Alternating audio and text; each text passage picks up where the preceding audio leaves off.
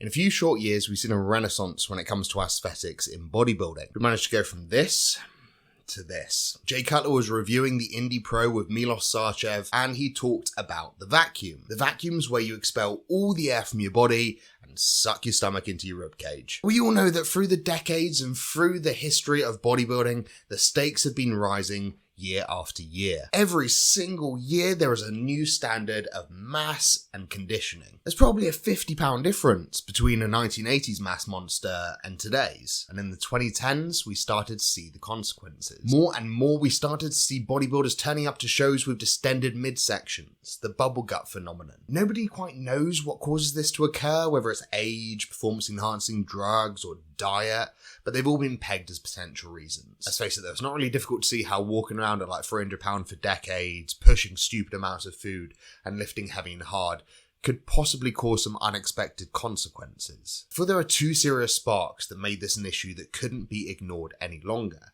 First of all was Phil Heath's rapid and sad decline. Phil Heath was one of the most amazingly proportioned, aesthetic, and massive bodybuilders that the sport had ever seen. He is consistently put in the top bodybuilder in history conversation. He came to lose his title to Sean Roden due to this very issue. But possibly a catalyst for that, and even more so a reason, was Arnold's outspoken nature about the decline of open bodybuilding in terms of aesthetics. You know, as early as 6 years ago, he's speaking outwardly, publicly about this issue, and 4 years ago, he really started to push the narrative with some famous confrontations on stage about bubble guts and about posing. This really accelerated two things, both the rapid growth of the classic physique division, which had only been spawned in 2017, but also in a new wave of aesthetic open bodybuilders coming up from the amateur ranks. And even some old legends stepping back to correct the issues they had with their physique. And with both of these things came the vacuum pose. Now, you don't have to be a rocket scientist to see why the vacuum pose rose in popularity. The issue for decades was protruding guts, so why not have the opposite? Let's have a look at what Jay Cutler has to say. Crazy legs, crazy back, crazy arms. This vacuum, okay, this is my question to you also. Nick Second power and all this vacuum. What the hell vacuum? It's called abdominals and thighs pose. You know what? To be honest, I don't think it's a good pose for people. Like, especially if, like, I have a big rib cage and I could do a vacuum at what, 300 pounds, right? Yeah, we have that video that was in 2007. We were filming J to the Z. Yeah. And I posted that picture and at 300 I think at pounds, Muscle Jay Beach, did a yeah, vacuum. Muscle Beach, and vacuum at 300 pounds. And it just doesn't look. I mean, listen, you're not going to hide. Like, I had a genetically wider waist, and I had a huge rib cage, and yeah, is bodybuilding come to that? Oh my gosh, this guy can suck in his gut. I mean, this is what it's coming down to because of bubbly guts and nobody having a like control. Everyone back in the era could do a vacuum, correct? Now, we'll say there's a huge difference between being able to hit a vacuum and it suiting your physique. This is the Jay Cutler Venice Beach photo they mentioned, and this is Keon Pearson. But I will agree, the capability to hit a vacuum is pretty well irrelevant, right? It's not going to suddenly make Jay Cutler have the most beautiful lines in bodybuilding. But does that mean it has no place in the open division where the classic ideals are pretty well irrelevant? In the ab and thigh pose, for both divisions, it has zero place. That's like asking for a front double and turning your arms so you can only see your triceps. Open bodybuilding's just developed to the point where the aesthetic isn't that anymore. It's not about beauty and flow and symmetry. It's more about raw power, mass, and dominance. It's a completely different beast. Now, I completely understand why gut control became an overriding focus for everyone in the open division. When Phil lost to Sean, that was a landmark moment. The fans celebrated, and it was clear to every IFBB pro, this is the future of the sport. But did this mean that aesthetics were now going to be chosen over mass? Well, no, you'd have to have both. Now, I personally wouldn't go anywhere near as far as saying that it shouldn't be allowed within the open division, but it's a bit like forming a dance routine purely off hitting the splits.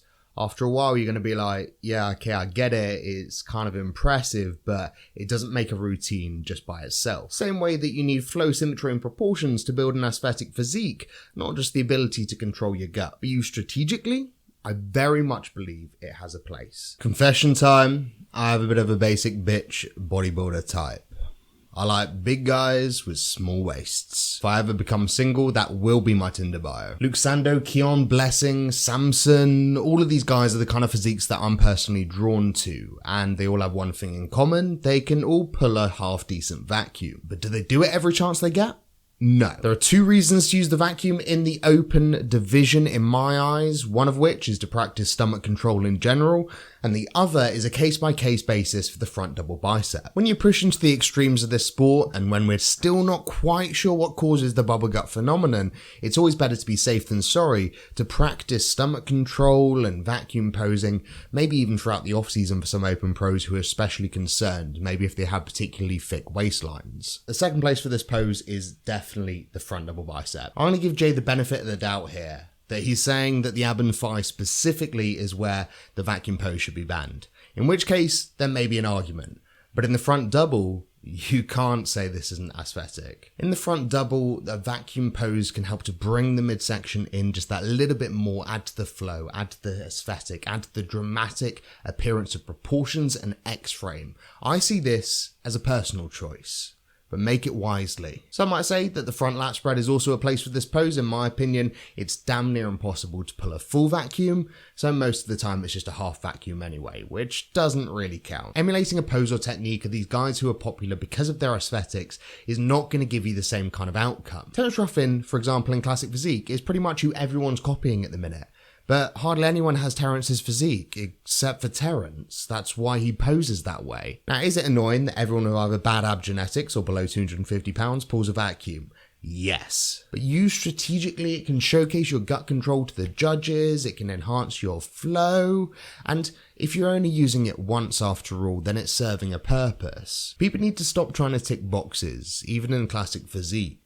Just because something is possible doesn't mean it's the best for your physique, as Jay Cutler quite rightly said, and honestly I agree with a lot of the things he said in that short clip. You can't have it all, but you can be the best at your specific thing. And if that means that you're an aesthetic guy who benefits from a vacuum in a front double, go ahead and pull one. But if not, then don't. It's the same as the artsy posing and adding a twist to every single shot. It helps some people to hide their flaws. Arnold classically used the twisting back double bicep to hide his thicker waistline. But the reason that people do it, when they do it well, is because they've done it specifically for their physique. I'm not sure if you guys are aware, but back in the 80s, they were still hitting the poses the same. Did some guys do variations? Sure. The posing differed competitor to competitor. People knew their strengths. What are yours? What do you think? Should open stay open and classic stay classic? Let me know below. Like, subscribe, and I will see you in the next one.